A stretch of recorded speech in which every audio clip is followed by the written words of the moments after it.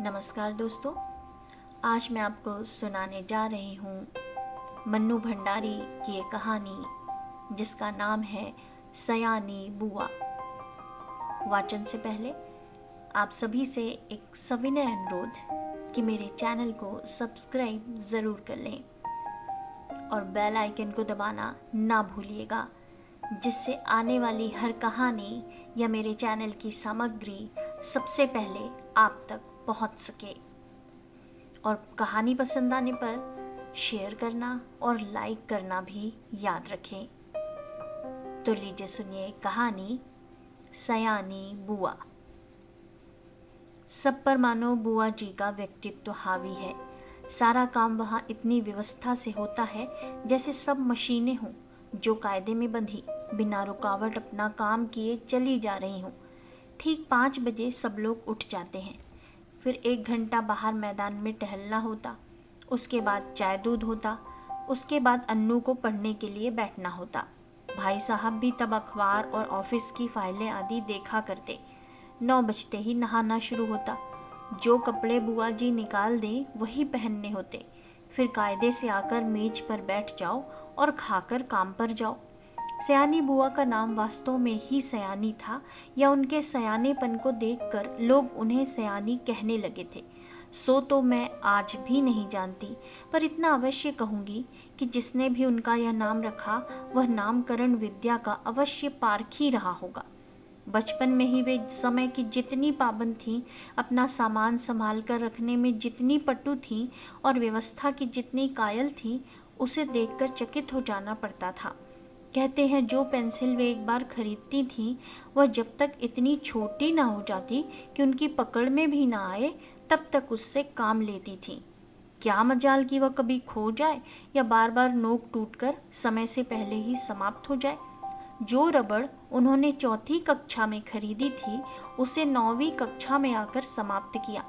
उम्र के साथ साथ उनकी आवश्यकता से अधिक चतुराई भी प्रौढ़ता धारण करती गई और फिर बुआ जी के जीवन में इतनी अधिक घुल मिल गई कि उसे अलग करके बुआ जी की कल्पना ही नहीं की जा सकती थी। उनकी एक एक बात पिताजी हम लोगों के सामने उदाहरण के रूप में रखते थे, जिसे सुनकर हम सभी खैर मनाया करते थे कि भगवान करे वे ससुराल में ही रहा करें, वरना हम जैसे अस्त व्यस्त और अव्यवस्थित जनों का तो जीना ही हराम हो जाएगा। ऐसी ही सयानी बुआ के पास जाकर पढ़ने का प्रस्ताव जब मेरे सामने रखा गया तो कल्पना कीजिए मुझ पर क्या बीती होगी। मैंने साफ इनकार कर दिया कि मुझे आगे पढ़ना ही नहीं है। पर पिताजी मेरी पढ़ाई के विषय में इतने सतर्क थे कि उन्होंने समझा कर, डांट कर और प्यार दुलार से मुझे राजी कर लिया। सच में राजी तो क्या कर लिया, समझिए अपनी इच्छा पूरी करने के लिए बाध्य कर दिया। और भगवान का नाम गुहारते गुहारते मैंने घर से विदा ली और उनके यहाँ पहुंची। इसमें संदेह नहीं कि बुआ जी ने बड़ा स्वागत किया, पर बचपन से उनकी ख्याति सुनते सुनते उनका जो रौद्र रूप मन पर छाया हुआ था उसमें उनका वह प्यार कहाँ तिरोहित हो गया मैं जान ही न पाई। हाँ, बुआ जी के पति जिन्हें हम भाई साहब कहते थे बहुत ही अच्छे स्वभाव के व्यक्ति थे और सबसे अच्छा कोई घर में लगा तो उनकी 5 वर्ष की पुत्री अन्नू। घर के इस नीरस और यंत्र चालित कार्यक्रम में अपने को फिट करने में मुझे कितना कष्ट उठाना पड़ा और कितना अपने को काटना छाटना पड़ा यह मेरा अंतर्यामी ही जानता है। सबसे अधिक तरस आता था अन्नू पर। वह इस नन्ही सी उम्र में ही प्रौढ़ हो गई थी। ना बच्चों का सा उल्लास, ना कोई चहचहाट। एक अज्ञात भय से वह घिरी रहती थी। घर के उस वातावरण में कुछ ही दिनों में मेरी भी सारी हंसी खुशी मारी गई।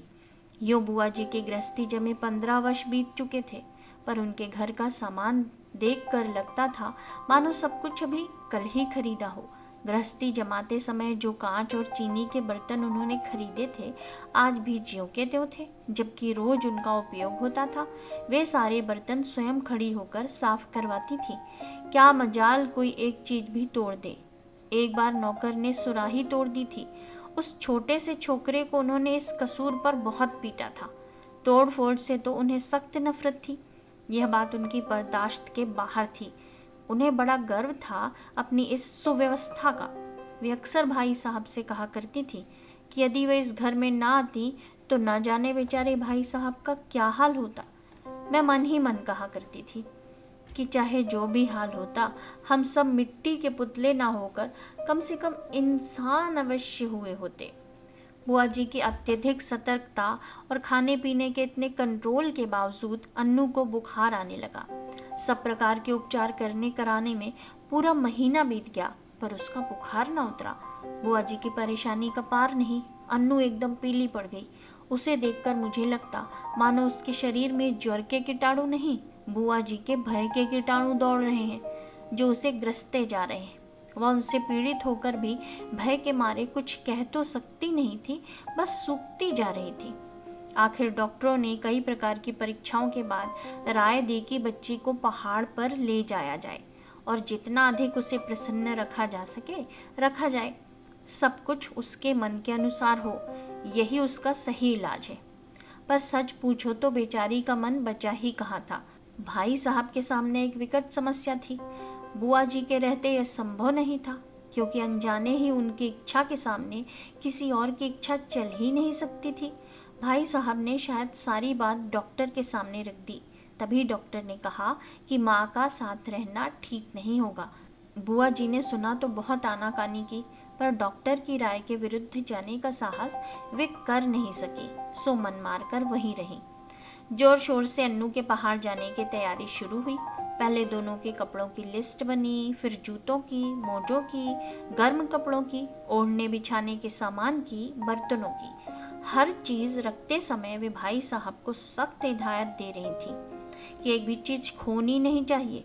देखो यह फ्रॉक मत खो देना, 7 रुपए मैंने इसकी सिलाई दी है। यह प्याले मत तोड़ देना, वरना 50 रुपए का सेट बिगड़ जाएगा। और हाँ, ग्लास को तुम तुच्छ समझते हो, उसकी परवाह ही नहीं करोगे, पर देखो यह 15 बरस से मेरे पास है और कहीं खरोच तक नहीं है, तोड़ दिया तो ठीक ना होगा। प्रत्येक वस्तु की हिदायत के बाद वे अन्नू पर आई। वह किस दिन किस समय क्या खाएगी उसका मीनू बना दिया। कब कितना घूमेगी, क्या पहनेगी, सब कुछ निश्चित कर दिया। मैं सोच रही थी कि यहाँ बैठे बैठे ही बुआ जी ने इन्हें ऐसा बांध दिया कि बेचारे अपनी इच्छा के अनुसार क्या खाक करेंगे। सब कह चुकी तो जरा आर्द्र स्वर में बोली, कुछ अपना भी ख्याल रखना, दूध फल बराबर खाते रहना। हिदायतों की इतनी लंबी सूची के बाद भी उन्हें यही कहना पड़ा। जाने तुम लोग मेरे बिना कैसे रहोगे, मेरा तो मन ही नहीं मानता। हाँ, बिना भूले रोज एक चिट्ठी डाल देना। आखिर वह क्षण भी आ पहुंचा जब भाई साहब एक नौकर और अन्नू को लेकर चले गए। बुआ जी ने अन्नू को खूब प्यार किया, रोई भी। उनका रोना मेरे लिए नई बात थी। उसी दिन पहली बार लगा कि उनकी भयंकर कठोरता में कहीं कोमलता भी छिपी है। जब तक तांगा दिखाई देता रहा वे उसे देखती रही। उसके बाद कुछ क्षण निर्जीव सी होकर पड़ी रही, पर दूसरे ही दिन से घर फिर वैसे ही चलने लगा। भाई साहब का पत्र रोज आता था, जिसमें अन्नू की तबीयत के समाचार रहते थे। बुआ जी भी रोज एक पत्र लिखती थी, जिसमें अपनी उन मौखिक हिदायतों को लिखित रूप से दोहरा दिया करती थी। पत्रों की तारीख में अंतर रहता था, बात शायद सब में वही रहती थी। मेरे तो मन में आता कि कह दूं, बुआ जी रोज पत्र लिखने का कष्ट क्यों करती हैं? भाई साहब को लिख दीजिए कि एक पत्र गत्ते पर चिपकाकर पलंग के सामने लटका ले और रोज सवेरे उठकर पढ़ लिया करें। पर इतना साहस था नहीं कि ये बात कह सकूं। करीब 1 महीने के बाद एक दिन भाई साहब का पत्र नहीं आया, दूसरे दिन भी नहीं आया। बुआ जी बड़ी चिंतित हो उठी। उस दिन उनका मन किसी भी काम में नहीं लगा। घर की कसी कसाई व्यवस्था कुछ शिथिल सी मालूम होने लगी। तीसरा दिन भी निकल गया। अब तो बुआ जी की चिंता का पार नहीं रहा। रात को वे मेरे कमरे में आकर सोईं, पर सारी रात दुस्वप्न देखती रहीं और रोती रहीं, मानो उनका वर्षों से जमा हुआ नारित्व पिघल पड़ा था और अपने पूरे वेग के साथ बह रहा था।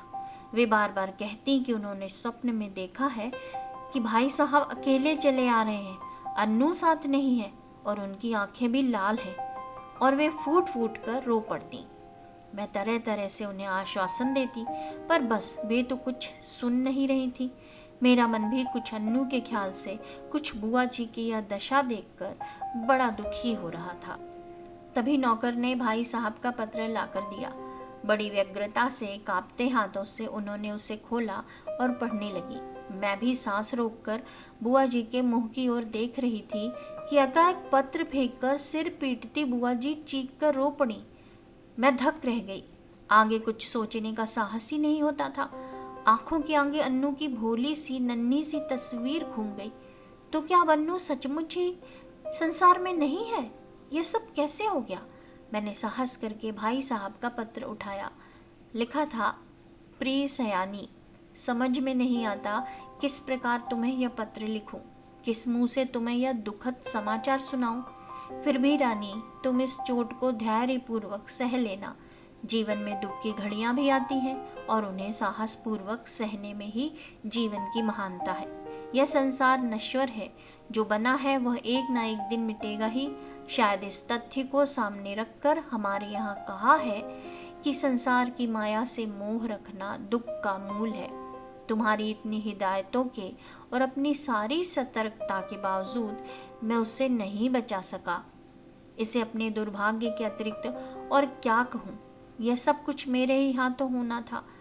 आंसू भरी आंखों के कारण शब्दों का रूप अस्पष्ट से अस्पष्टतर होता जा रहा था और मेरे हाथ कांप रहे थे। अपने जीवन में यह पहला अवसर था जब मैं इस प्रकार किसी की मृत्यु का समाचार पढ़ रही थी। मेरी आंखें शब्दों को पार करती हुई जल्दी जल्दी पत्र के अंतिम हिस्से पर जा पड़ी। धैर्य रखना मेरी रानी, जो कुछ हुआ उसे सहने की और भूलने की कोशिश करना। कल 4 बजे तुम्हारे 50 रुपए वाले सेट के दोनों प्याले मेरे हाथ से गिरकर टूट गए। अन्नू अच्छी है, शीघ्र ही हम लोग रवाना होने वाले हैं। 1 मिनट तक मैं हतबुद्धि सी खड़ी रही, समझ ही नहीं पाई यह क्या से क्या हो गया। यह दूसरा सदमा था। ज्यों ही कुछ समझी, मैं जोर से हंस पड़ी। किस प्रकार मैंने बुआ जी को सत्य से अवगत कराया, वह सब मैं कोशिश करके भी नहीं लिख सकूंगी। पर वास्तविकता जानकर बुआ जी भी रोते रोते हंस पड़ी। 5 आने की सुराही तोड़ देने पर नौकर को बुरी तरह पीटने वाली बुआ जी 50 रुपए वाले सेट के प्याले टूट जाने पर भी हंस रही थी। दिल खोलकर हंस रही थी, मानो उन्हें स्वर्ग की निधि मिल गई हो।